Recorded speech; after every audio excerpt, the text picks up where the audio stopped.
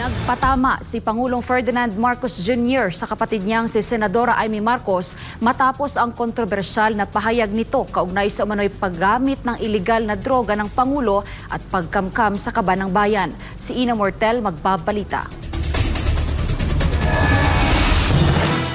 Sa isang religious rally na Iglesia ni Cristo sa Quirino Grandstand, naglabas ng mabigat na paratang si Senadora Amy Marcos laban sa kanyang kapatid na si Pangulong Ferdinand Marcos Jr. Batid ko na nagda-drug siya.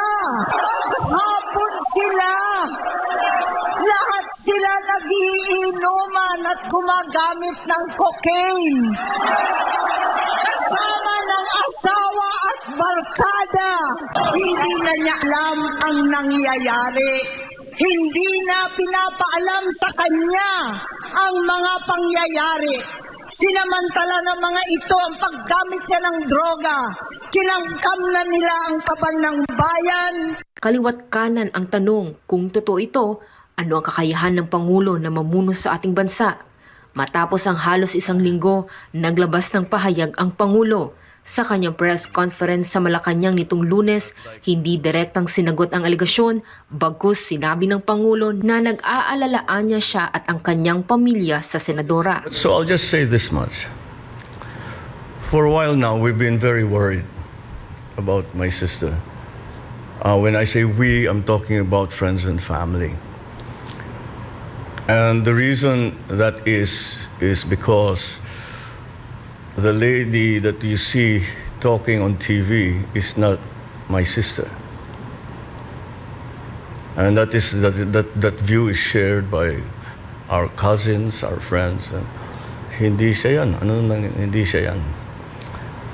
So that's why we worry. So we are very worried about her. I hope she feels better soon. Nang tanungin kung sila ba ay nagkausap na ng senadora, we no longer travel in the same circles, political or otherwise. Matapos lamang ang ilang minuto mula sa pahayag ng Pangulo, agad na tumugon si Senadora Amy Marcos sa kanyang opisyal na Facebook page. Direktang mensahe ito sa nakababatang kapatid at hinimok siyang patunayan na mali ang senadora dahil ayon sa kanya, nais niyang maging mali ang kanyang naging akusasyon.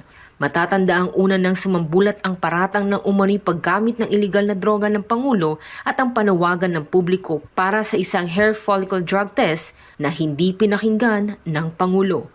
Para sa Diyos at sa Pilipinas kung mahal, ito si Ina Mortel, SMNA News.